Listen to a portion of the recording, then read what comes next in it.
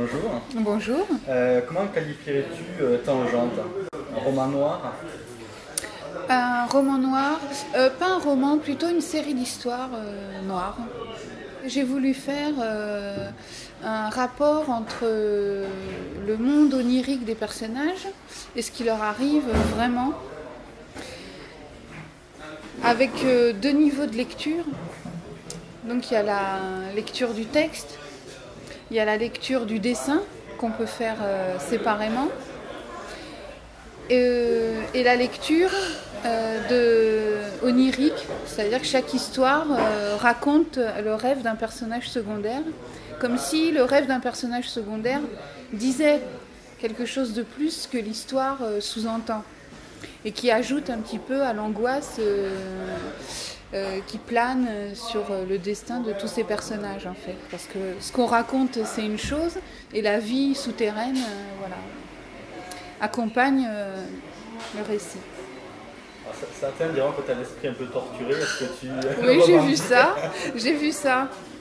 Alors, torturé... C'est le côté sombre qui est rajouté en plus par le côté travail sur le noir et blanc, qui rajoute aussi peut-être un côté oppressant.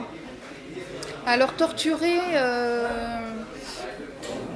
c'est-à-dire que j'essaye de prendre des chemins plus longs pour qu'on ne se précipite pas à la fin du récit, pour que le lecteur puisse se perdre. Alors j'aime bien effectivement troubler le récit.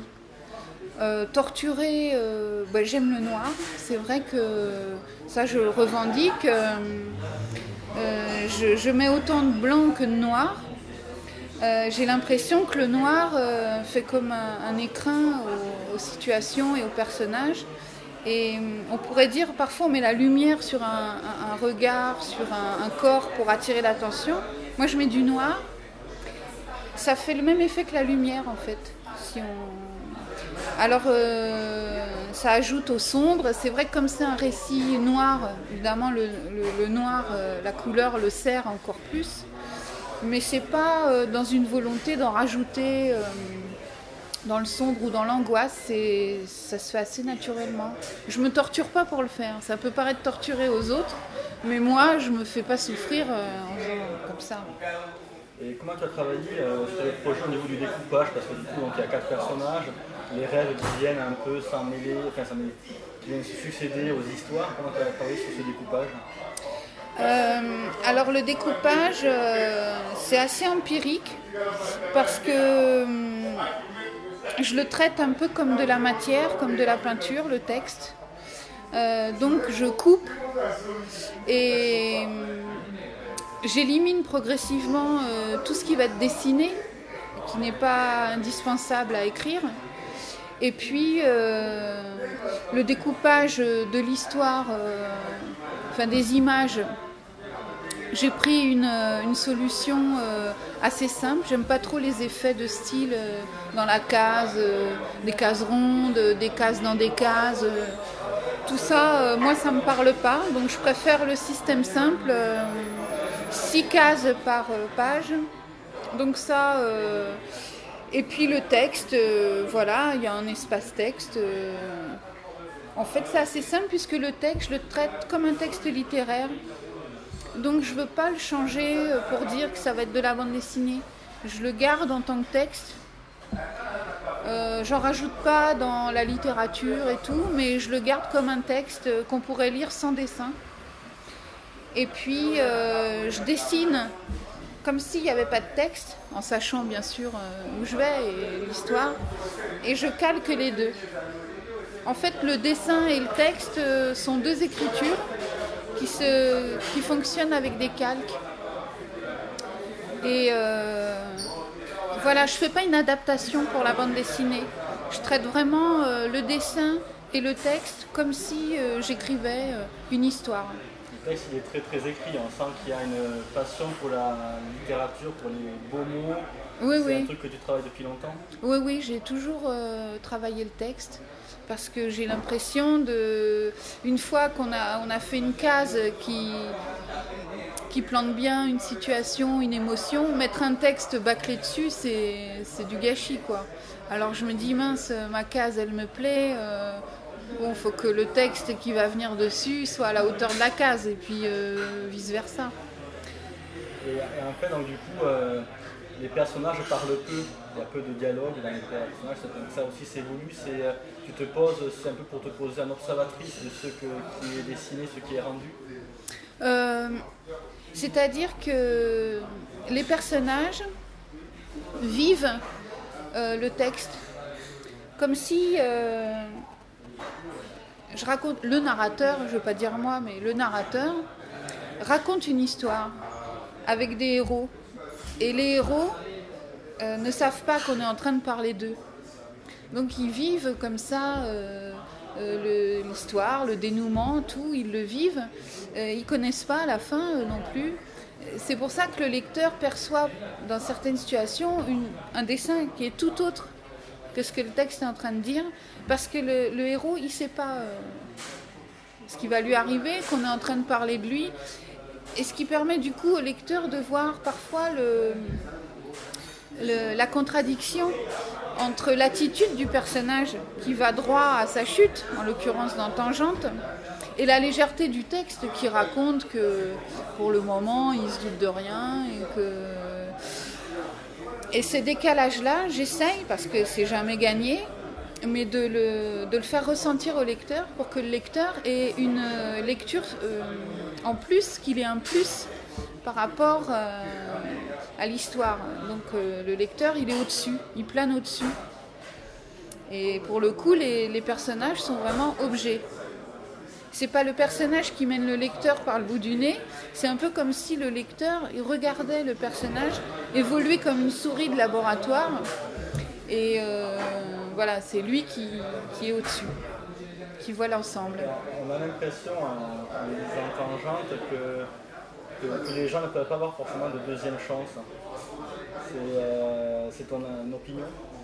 De deuxième chance, Dans la vie, je veux dire, ils ont une vie qui peut être bouleversée à un moment donné par X facteurs, mais on sent qu'ils ne peuvent pas sortir un peu de leur petit enfermement quotidien. C'est assez ce que je pense, oui. C'est assez ce que je pense. Je pense qu'on peut transcender ce qu'on est, ce qu'on veut faire, mais il n'y a pas d'issue de toute façon. L'issue, c'est la mort. Alors, on peut, en attendant, oui, transcender, décoller, faire des choses extraordinaires. Et ce qui est beau chez l'homme, c'est qu'il passe son temps à essayer d'atteindre l'éternité, et il est voué à l'échec. Mais ce qui est beau, c'est ce décalage. Sinon, ce ne serait pas un exploit. Donc des gens qui font des choses extraordinaires alors qu'ils savent qu'un jour ou l'autre ce sera 20, c'est pas 20 maintenant, parce qu'on est contemporain de cette histoire, mais dans 1000 ans ce sera 20, tout sera 20 dans 1000 ans. Et je pense que les gens, les êtres qui font des belles choses le savent. Et c'est ce qui est beau, c'est ce qui rend les choses belles. Le pire, c'est de croire qu'on est supérieur et qu'on va te péter la baraque. Ça, c'est nul, quoi. Moi, ce que j'aime, c'est le décalage entre l'exploit humain. En plus, on parle de ça. On vient de voir Handisport, le mec qui vient de traverser la mer sans bras et sans jambes. Je veux dire, voilà, ça, c'est... Bon, c'est un petit peu un cliché aujourd'hui, mais ça reste extraordinaire. Et ce gars-là, il sait bien que ce qu'il fait, c'est complètement vain. Mais ça transcende la vie, et voilà, c'est... Et tes personnages, pour la peine, sont vraiment des anti-héros. Oui, c'est des anti-héros. Volontairement, bon, c'est aussi pour s'amuser. J'ai pas fait Tangente en me prenant la tête et en me disant que ça va être philosophique, en voulant donner des leçons. Non, pas du tout. J'ai voulu m'amuser. Parce que dans Zest, c'était très existentiel, c'était très chargé. Il n'y avait pas beaucoup d'humour, malgré les couleurs. Et il y a quand même quelques dessins légers, mais enfin, il n'y a pas tellement d'humour. Alors que dans Tangente, il me semble qu'il y a de l'humour. L'anti-héros, oui, Renan, par exemple, c'est le retraité. qui devient assassin. Bon voilà, c'est un peu malgré lui et par amitié. Il se prend de fascination pour un ami. C'est des situations qui arrivent tous les jours et on ne sait pas jusqu'où elles vont en règle générale. Et là, dans Tangente, je les pousse à leur extrême. Renan, il admire tellement cet homme jovial qui aime la vie en tant qu'il aime boire, il aime manger. Mais Renan, lui, il apprécie rien. Alors rien que d'aimer boire, c'est fabuleux, quoi. Et puis il l'aime tellement que il se dit, il est assassin. Je le savais pas, mais après tout, c'est peut-être lui qui a raison, quoi. Et dans l'album, Anselme est le seul un peu à réchapper aux fins tragiques. Est-ce que c'est une petite lucarne d'espoir que tu as voulu placer dans l'album? Oui, parce que Anselme, il rencontre un Africain qui lui fait un petit tour de gris-gris. Et je trouve que dans ce monde, ce qui peut nous sauver, c'est de sortir de notre culture, entre guillemets, ça ne veut pas dire grand-chose, mais sortir de nos habitudes, d'aller voir l'autre un peu, comment ça se passe chez l'autre. L'autre, il a toujours des solutions qui nous paraissent complètement dingues, complètement inadaptées, mais finalement, même si personne n'a la solution, de toute façon, parce que comme je disais tout à l'heure, ça va dans le mur, tout ça, c'est l'humanité, elle meurt. Enfin, c'est l'individu qui va dans le mur. L'humanité, j'en sais rien, mais c'est l'individu qui va dans le mur.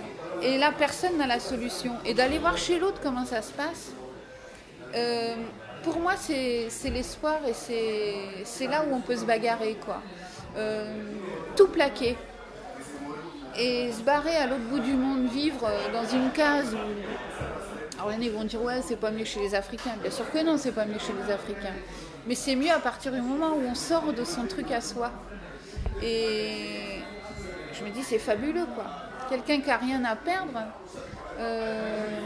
ou même qui a tout à perdre et qui a envie de le perdre. Voilà, c'est une super engagée de partir comme ça, vivre ailleurs, quoi. Alors là, c'est l'Afrique, ça pourrait être autre chose, hein. J'ai pas un culte à l'Afrique.